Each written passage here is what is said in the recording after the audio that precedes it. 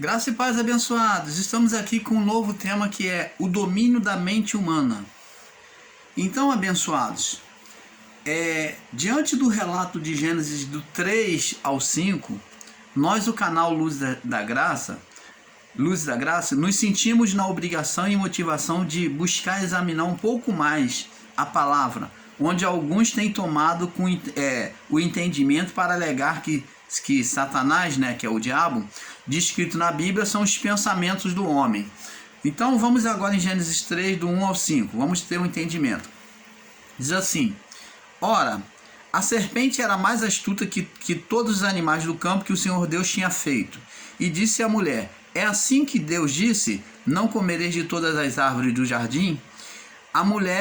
E disse a mulher à serpente: do fruto das árvores do jardim comeremos, mas do fruto da árvore que está no meio do jardim, disse Deus, não comereis, nem nele tocareis, para que não morrais. Então a serpente disse à mulher: certamente não morrereis, porque Deus sabe que no dia em que dela comerdes, se abrirão os vossos olhos e sereis como Deus, sabendo o bem e o mal. Então, abençoados, preste atenção. Se formos pegar esta palavra de forma literal, nós vamos entender e vamos ser tendenciosos a interpretar que essa serpente foi uma serpente física. Vamos entender que essa serpente foi uma serpente física e não espiritual, e não o pensamento do homem. Preste atenção, a literalização de dizer que a sentença sobre a serpente é Deus sentenciando o pensamento do homem, a literalização deste ensino é equivocado. Por quê?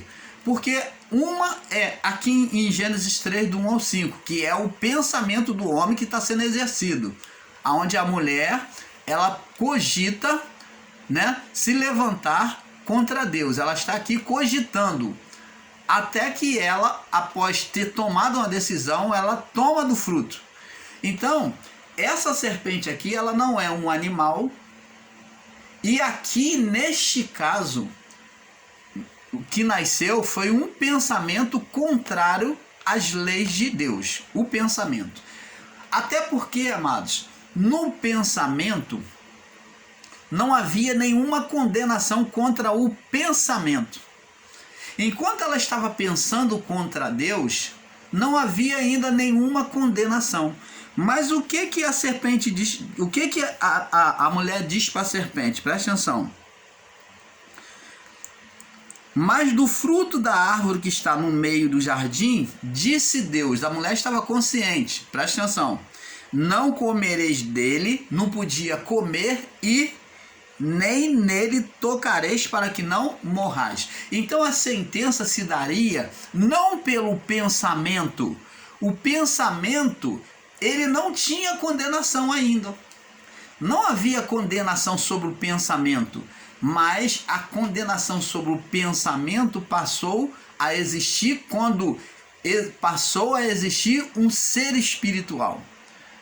Então, preste atenção, o pensamento da mulher não condenava ela. O homem e a mulher podiam pensar contra a ordem de Deus e não estaria pecando.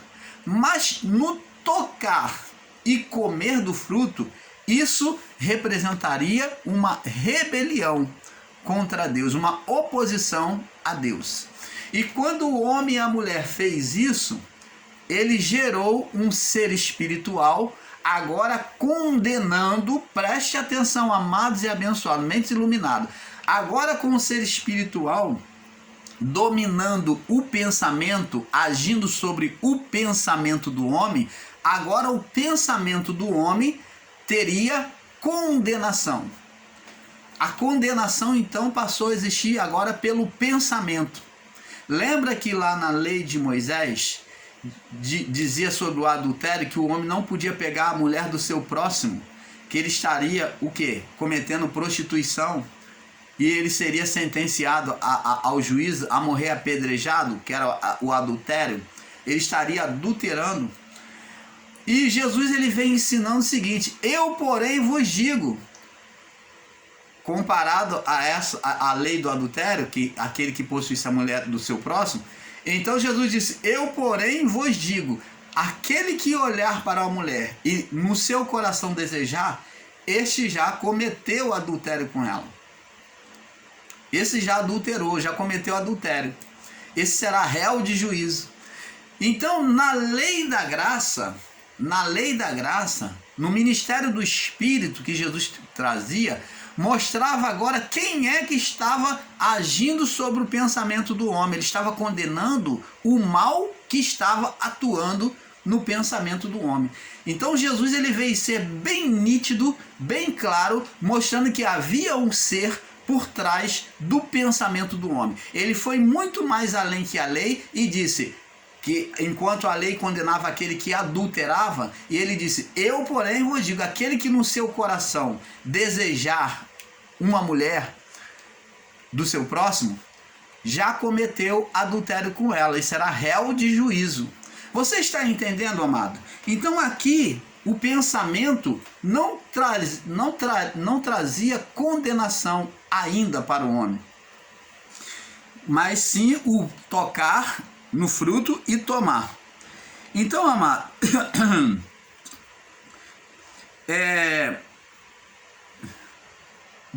vamos lá. Abençoado, diante do relato de Gênesis 3, do 1 ao 5, nós, o canal Luz da Graça, nos sentimos na obrigação e motivação de buscar examinar um pouco mais a palavra, onde alguns têm tomado o entendimento para alegar que Satanás, né, o diabo, descrito na Bíblia, são os pensamentos do homem. De fato, no relato de Gênesis Gênesis 3, do 1 ao 5, vemos a mulher pensando e desejando ser como Deus. Mas analise mais de perto e vamos ver que o pensamento, a mente, foi tão perversa que foi comparado a um animal selvático, né? Como vemos lá no Gênesis capítulo 3, verso 1. Ora, a serpente era um animal astuto, era mais astuta de todos os animais do campo. Então, ela foi comparada a um animal selvático. E o mais perigoso deles, Gênesis 3, e o mais perigoso deles, vamos lá agora em Gênesis 3,14, diz assim: e o Senhor disse à serpente: por que fizeste isso? Maldita serás que toda a fera, que todos os animais, mas que todos os animais do campo. Então, você vê que ela se tornou maldita mais que todos os animais do campo, né, selvático, e o mais perigoso delas. Onde o apóstolo Tiago também fala da mente com todos os detalhes, e ela, a serpente, descrita em Gênesis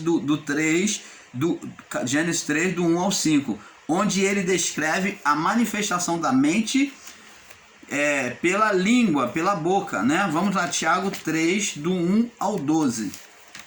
Tiago 3, do 1 ao 12. Livro de Tiago 3, do 1 ao 12. Vai falar aqui, vamos lá. Diz assim: meus irmãos, muitos de vós não sejam mestres... Meus irmãos, muitos de vós não sejam mestres, sabendo que recebereis mais duros juízos. Porque todos tropeçamos em alguma coisa. Se alguém não tropeça em palavra, o tal é perfeito. Então está dizendo que o homem era tendencioso ao pecado naquela época.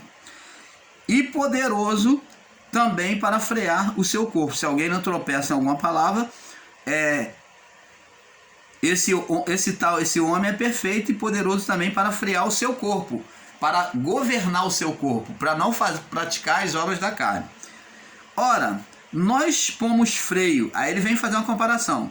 Ora, nós pomos freio às bocas dos cavalos para que nos obedeçam, e conseguimos dirigir todo o seu corpo. É verdade, o homem põe lá o cabresto no cavalo para conduzir ele. Vede também as naus, né? os navios, que sendo tão grandes, e levado de impetuosos ventos, se viram como um bem pequeno leme. Eles são governados por um bem pequeno leme para onde quer a vontade daquele que as governa. Falando que o barco é conduzido pelo leme, um pequeno volante que você controla a direção do barco. Ainda com a força do vento, você consegue vencer o vento pelo leme. Assim também a língua, agora ele vem comparar ao corpo humano.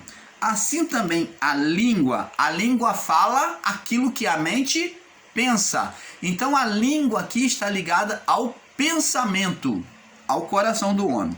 Assim a língua é um pequeno membro e gloria-se em grandes coisas. Vede com um grande bosque, um pequeno fogo incendeia. Então está falando que a língua ela é como uma fagulha, um fogo consumidor.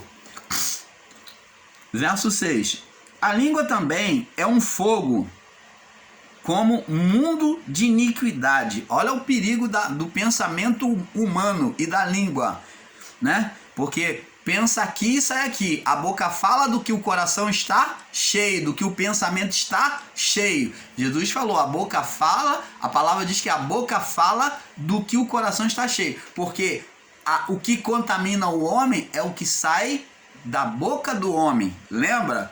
O que contamina o homem não é o que entra. Jesus falou, é o que sai da boca do homem, porque o que sai da boca sai do seu coração. Então vemos que a língua, pensamento e coração estão unidos. A língua faz a confissão daquilo que vem ao pensamento e desce ao coração. A língua também é um fogo como um mundo de iniquidade. A língua está posta entre os nossos membros, entre os membros do corpo. E contamina todo o corpo,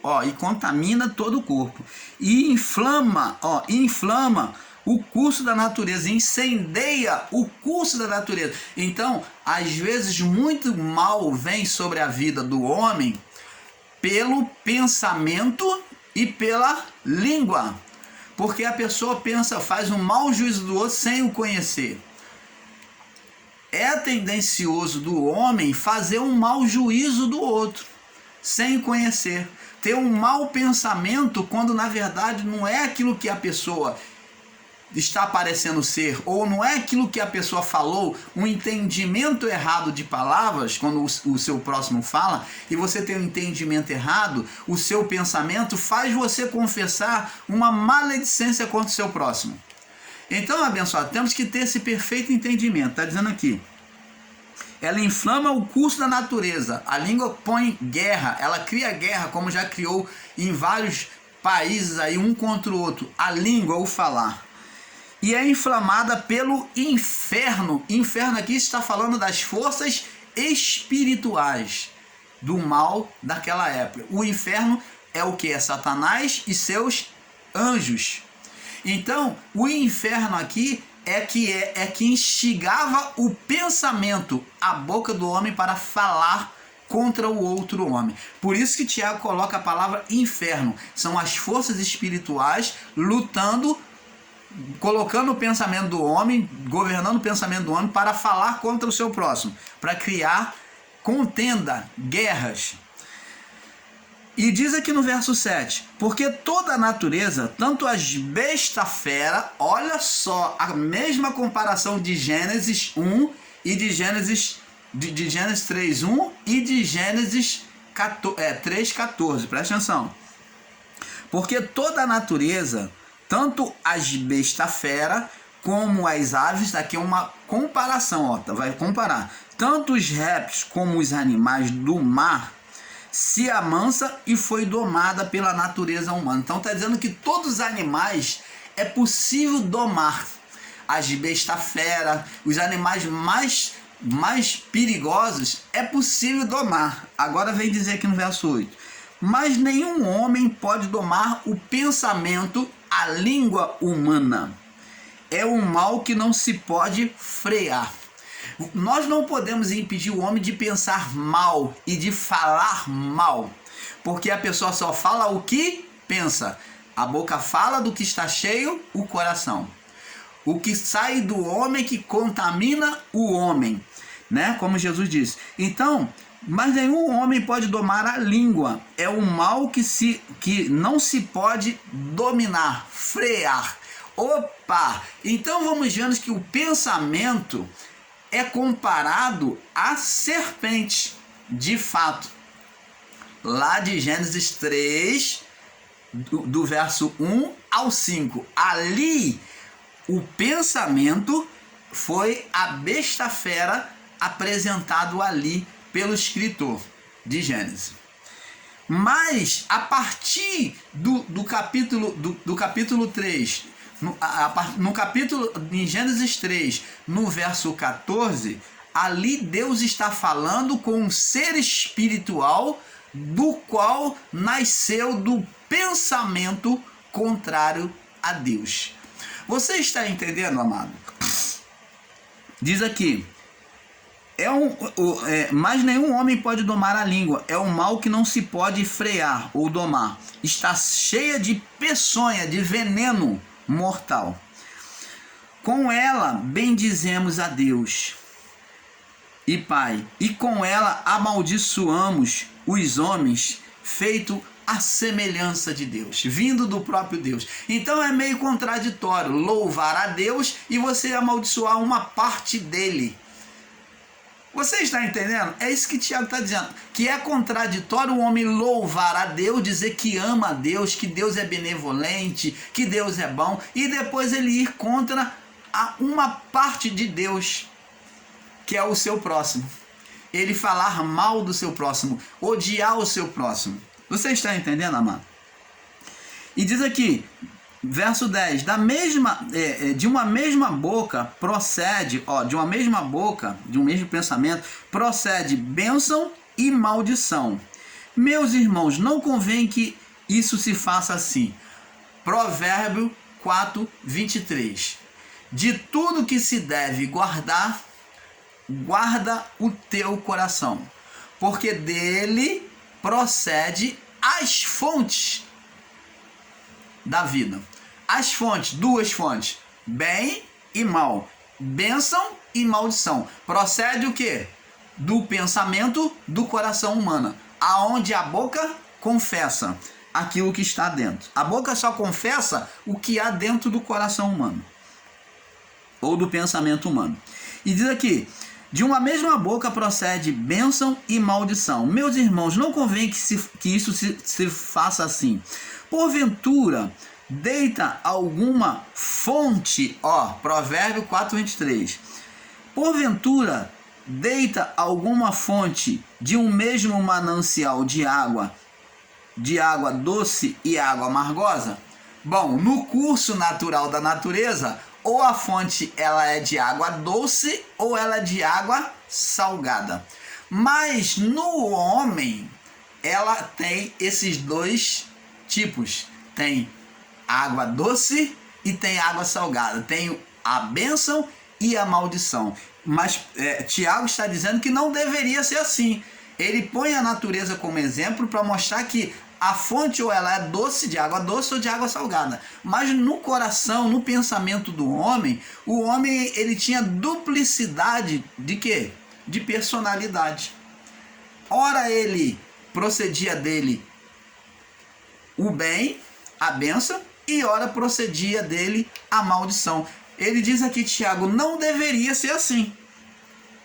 Não é certo. Não, porventura não se deita alguma fonte de um mesmo manancial de água doce e água amargosa?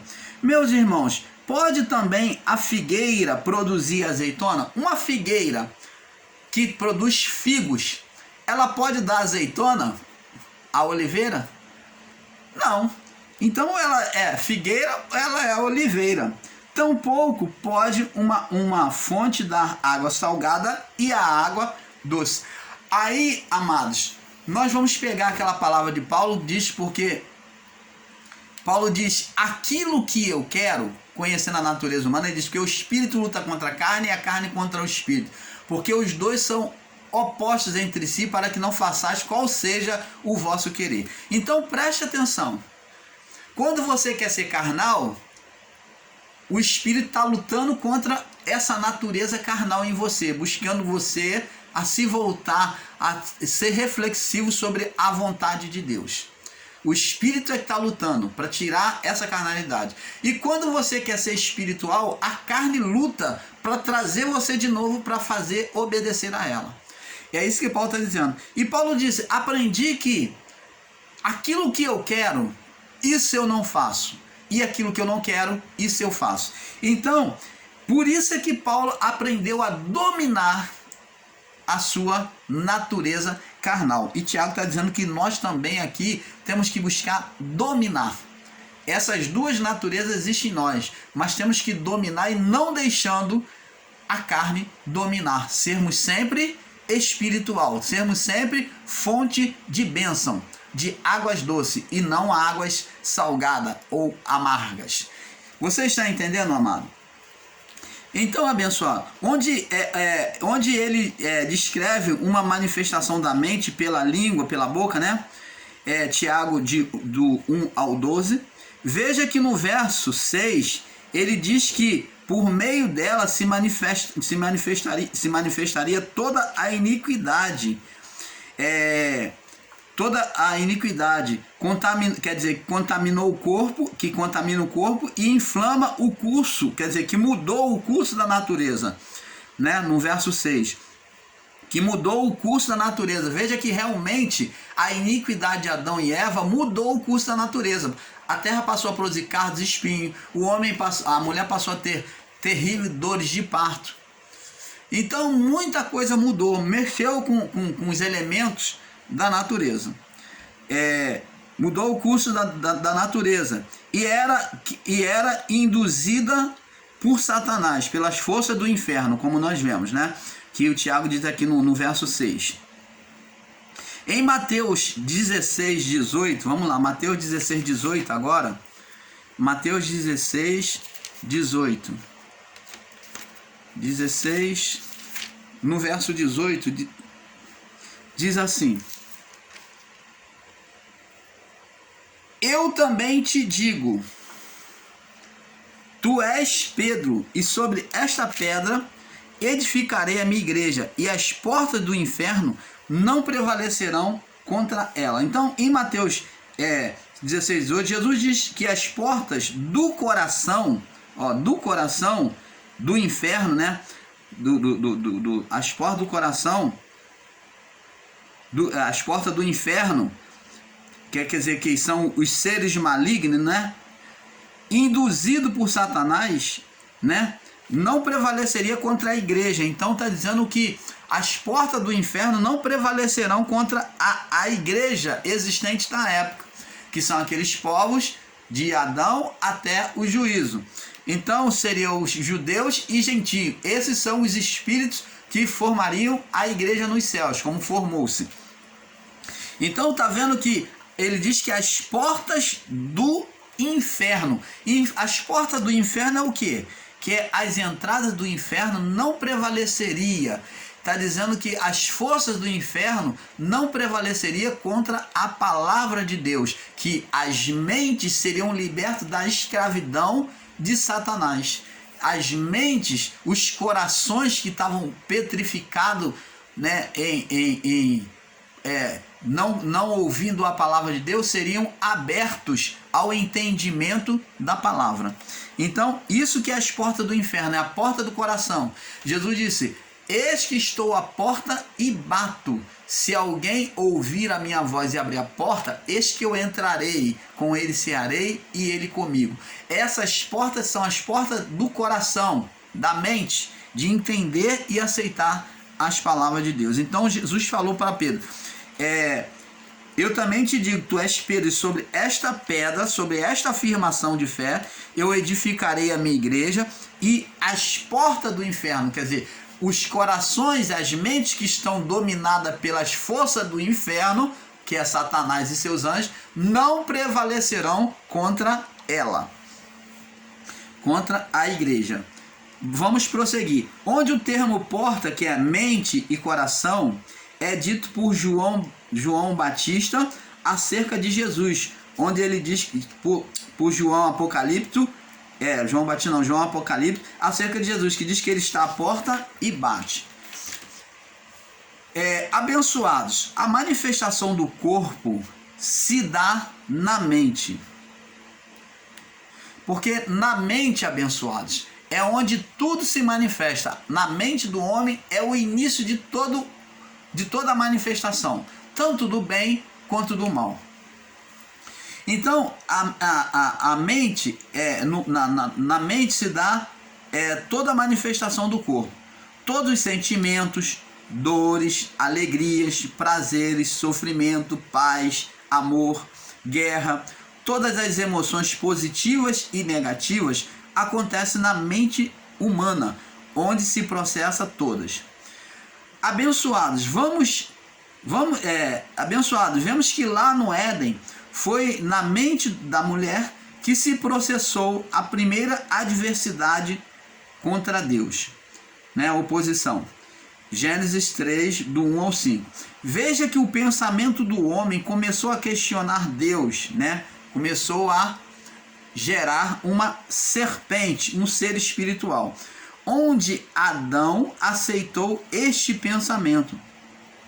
A partir daí, o homem estabeleceu sobre a sua mente o governo de Satanás, né? O opositor. Apesar de muitos não acreditar na existência do ser espiritual, mas toda criatura mostra que ele recebeu do ser espiritual, mas toda criatura mostra que ele recebeu o governo sobre a carne. Vamos lá em Lucas, capítulo 4, no verso 5. Lucas 4, no verso 5. Diz assim, Lucas 4, verso 5 a 8. E o diabo o levou a um alto monte. O diabo, por meio da carne, o ser espiritual Satanás, por meio da carne, fez ele se ver num alto monte. Ele estava atuando aonde? Na mente de Jesus. Então isso aqui não se pode ensinar que simplesmente Jesus pensou. Se você for ensinar que Jesus pensou um mal, você está dizendo que Jesus ele era um homem carnal, um homem de pecado. Mas aqui nós estamos vendo que sobre a natureza de Jesus que veio sob estado de condenação, o ser espiritual tinha legalidade. Ele recebeu legalidade de dominar a carne, a mente do homem, o coração, porque foi entregue a ele a mente lá no Éden. Eva, com seu esposo Adão, entregou a mente e o coração a ele. Então por isso que o mundo se tornou carnal, o mundo das trevas, porque desprezou a luz de Deus para obedecer às trevas. E o diabo levou a um alto monte e mostrou-lhe no momento de tempo, de uma visão, todos os reinos do mundo. Está falando de reino. Então alguém tinha que ter um reinado para mostrar e oferecer. Não se oferece um reino se você não é rei. Como que você vai dar o que você não tem? Ele ofereceu porque ele governava sobre a mente humana. Ele governava sobre os reis maus da época. Ele governava sobre a mente humana e ele estava fazendo uma proposta de entregar para Jesus se ele o adorasse. E disse o diabo, verso 6, dar-te-ei a ti este poder e a sua glória, porque a mim me foi entregue, e eu dou a quem eu quero. Quem entregou o governo da mente humana? Quem foi que entregou o governo da carne a Satanás? Quem entregou? Foi o próprio Adão. E ele disse, a mim me foi entregue, me entregaram este governo, que era de Adão, o governo era de Adão. E então Adão entregou a quem? Ao ser Satanás, quando o criou. E ele diz, eu dou a quem eu quero. Você vê que ele só daria a quem se submetesse à sua vontade. E diz aqui, vamos ver a resposta de Jesus. E disse-lhe ao diabo, e Jesus respondeu e disse, verso 8, vai-te para trás de mim, Satanás, arreda-te de mim, vai para trás, sai fora de mim, vai embora, porque está escrito. Ele pega agora a palavra lá, a palavra do Pai. Adorarás ao Senhor teu Deus, e só a ele servirás. Então você está vendo que ele mostrou que a adoração seria só a Deus. Esse ser espiritual queria adoração. Ele se colocou como Deus, como diz lá em Ezequiel 28 e Isaías 14. Queria ser igual a Deus. Então, amados, veja que o pensamento do homem passou a questionar, né? Apesar de muitos não acreditar na existência do ser espiritual, mas toda criatura mostra que ele recebeu o governo sobre a carne. Lucas 4, do 5 ao 8, que nós lemos. Agora vamos lá em Hebreus 2,14, confirmando o reino do ser Satanás. Hebreus 2,14, diz assim, Paulo dizendo, e visto como os filhos, Paulo está fazendo uma comparação, visto como os filhos participam da carne e do sangue, quer dizer, nós possuímos o DNA dos nossos pais, viemos pela carne, nascemos pela carne, né? Somos iguais, né? Os nossos pais, assim ele participou das mesmas coisas. Jesus também veio em carne. Aqui Paulo está dizendo que Jesus também veio na natureza do pecado.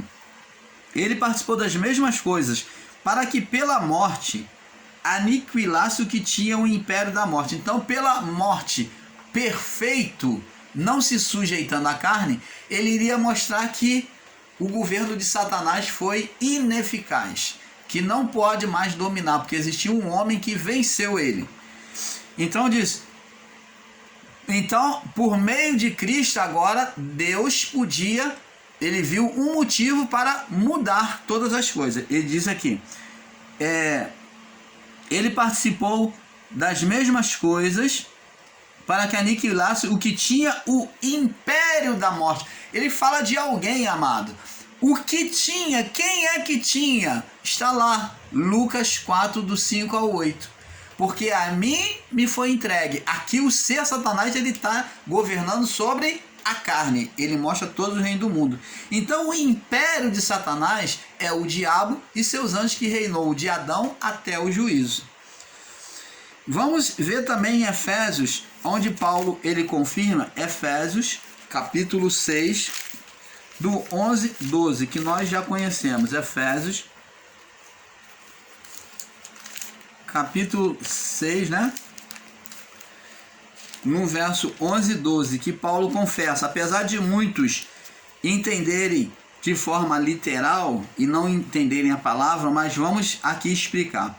Paulo diz aqui, o próprio Paulo confessa, escrevendo aos Efésios, ele diz aqui, vamos ler do 10.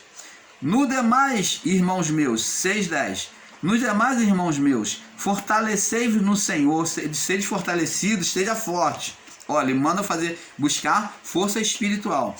Fortalecei no Senhor e na força do seu poder. Então, buscar força espiritual em Deus, por meio da oração e da palavra. E no verso 11, revestivo, se revista de toda a armadura de Deus, para que vocês possam estar firmes contra as ciladas do diabo. Então, o diabo é a natureza da carne manifesta em oposição a Deus, aonde o ser espiritual Satanás incitava ela. Porque não temos que lutar contra a carne, verso 12, e contra o sangue. Então, você está vendo que não tem nada de luta humana, de governo humano, como muitos ensinam, ensinadores em graça, dizendo que o Satanás era os governos humanos em oposição contra os cristãos. Eles faziam oposição, sim, mas direcionado, incitado, impulsionado pelo ser espiritual Satanás. Diz aqui, porque não temos que lutar contra a carne, contra o homem e contra o sangue. Então não tem nada de físico aqui diretamente. Mas Paulo vai explicar aqui que a luta direta não é física. Ele diz aqui, não é contra o homem, não são contra o governo humano diretamente. Mas ele vai dizer aqui, é isso que muitos não entendem e invertem a palavra. Porque não temos que lutar contra a carne, não é contra o governo humano, contra o homem, mas sim contra os principados. Então, contra as autoridades. Príncipe fala de governo, de autoridades. Autoridades contra as potestades, autoridades e os seus subordinados, né? Potestades é aquele que tem poder. Então está falando que sobre os principados, os príncipes, os governantes, os dominadores e as potestades, aquele que tinha poder, contra os príncipes das trevas. Opa! Quem é os príncipes das trevas? Que trevas é essa? Trevas não é um termo espiritual? Como que alguns ensinadores em graça vai colocar trevas como uma coisa física? Trevas, você não pega trevas, você não pega o amor, você não pega a luz. Trevas é um termo espiritual. E Paulo está falando agora de principados e potestades, está falando de o quê? Autoridades espirituais. Ele coloca as autoridades espirituais, né?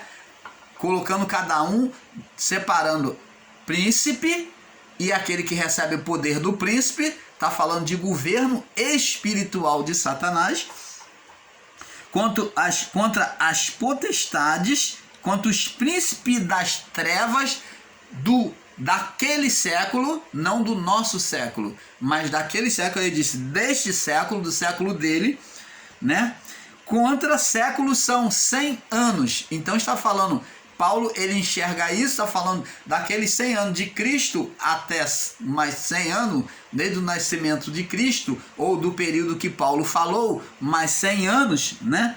Contra as hostes espirituais. Opa! Tá bem claro, amado. Contra as hostes é inimigos espirituais. Está bem claro, amado. Como que se pode distorcer a palavra? Como que você pode fazer uma torção tão grande assim e ensinar como governo humano? O governo humano era conduzido por Satanás. Ele era induzido, muitos deles, pelo ser espiritual Satanás. Aonde não havia um homem de Deus, um homem espiritual, Satanás ele dominava aquele governo. Dominava mentes e corações, colocando homens contra homens, nação contra nação, reino contra reino, fazendo uma oposição contra o povo de Deus e contra Deus. Contra as hostes espirituais da maldade. Aí muitos vão falar assim, não, irmão Paulo, hostes espirituais da maldade são os pensamentos. Hostes espirituais da maldade nos lugares celestiais. É bem verdade que a mente é um lugar celestial, espiritual. Ela é espiritual. Ela age de forma espiritual, a mente humana. Mas aqui está falando nos lugares celestiais. Nos lugares celestiais, no céu daquele mundo. No céu daquele mundo, aonde ele operava na mente do homem. Você está entendendo, amado? Então, abençoados, foi na mente humana que escolheu rejeitar a palavra dita por Deus e se apoiar em si mesmo, na carne. A partir daí, ela se tornou escrava das vontades carnais. Na mente humana, procede e manifesta tanto o bem quanto o mal. Abençoado, sabemos que Adão escolheu desobedecer o Criador e viver a vida... Oh, meu Pai, me perdoe aqui, irmãos.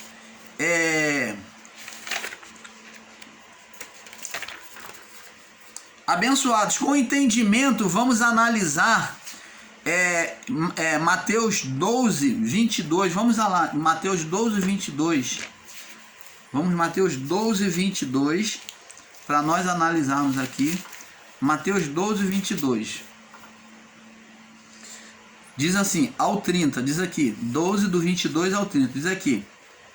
E trouxeram então o endemoniado cego e mudo. Ora, o endemoniado ele era cego e era mudo. De tal modo que o curou, que o cego e o mudo via. Cego e o mudo via. Então tá vendo? O cego é que cego e mudo via. Então ele deixou de ser cego e deixou de ser mudo. E todas as multidões, verso 23, se admirava dizendo: não é este o filho de Davi? Mas os fariseus, ouvindo isso, diziam: este não expulsa demônios, senão por Beelzebu, príncipe dos demônios. Jesus, porém, conhecendo os pensamentos, disse-lhe: todo reino dividido contra si mesmo é devastado, e toda cidade ou casa dividida contra si mesmo não subsistirá. Se Satanás, você está vendo? Eles, no conceito e entendimento deles, amados, uma vez que a pessoa fazia todo o ritual judaico para ser curado, purificado da lepra, do fluxo de sangue que não cessava, buscava recursos médicos e não passava, eles entendiam pela mitologia, pelo entendimento deles, na sua mitologia, que existia um ser chamado Beelzebu, que era de Baal, mistura de Baal com Zebub, aonde o irmão Paulo já explicou que os dois deuses, na mitologia deles, no entendimento deles, na mitologia, se você pegar o estudo, você vai entender, você vai ver que isso que o irmão Paulo fala é verdade. Então, na mitologia deles, esses dois deuses existindo no espaço sideral, lá em cima, nas órbitas dos céus, eles quiseram eram os dois maiorais, e um queria tomar o domínio do outro. Então eles entraram numa luta, numa briga, e lá nessa luta, ali atravancando um com o outro, os dois se tiveram um choque, um impacto muito grande, e transformaram-se, nessa luta, transformaram-se os dois em um só. Aí Baal, que era o deus da frutificação, da fertilização, por isso que lá no período da fome de José, do povo de Israel, no período lá de Elias, eles clamavam a Baal. Até os cristãos, os hebreus, quando se viu que Deus não respondia, eles se voltaram para Baal, para ver se acontecia de chover, porque não chovia há muito tempo e a fome estava grande. Então, diante do aperto, o povo israelita se voltou para Baal e clamou Baal. Aí Elias falou: até quando vocês vão cochear entre dois pensamentos? Vão estar entre dois pensamentos. Se Baal é Deus, serviu. Se Deus, o Criador, é Deus, então serviu. Então, preste atenção. Ali, então, passou a existir o que era Baal com o Zebub, se misturou e chamou Beelzebub. Tornou-se um só. O deus das moscas, que é o Zebub, que é o deus da putrificação, das doenças, ele que putrificava, ele que criava a infestação das moscas, né, no entendimento deles, tá? Ele que fazia putrificação, ele que curava as doenças, as enfermidades. Se uma doença, uma enfermidade não sarasse, é porque, no entendimento deles, é porque aquela pessoa havia sido sentenciada por Beelzebu. Então ela não tinha mais cura, ela seria levada à morte, ia viver assim a vida toda até morrer. Então, e Baal era o deus da fertilização. Então juntou Baal Zebub, que é o deus da fertilização, e Zebub. Então todo o poder estava em Baal, tanto para frutificar como para matar, para putrificar.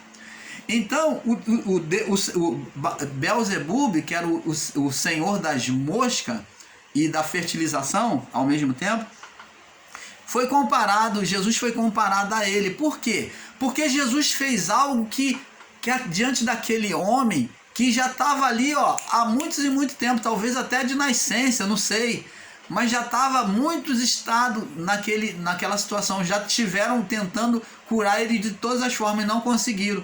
Quando Jesus aparece e consegue fazer isso, ele é considerado um estranho, ele é considerado um invocador de Beelzebu, um príncipe, né? Uma autoridade, príncipe quer dizer autoridade de Beelzebu.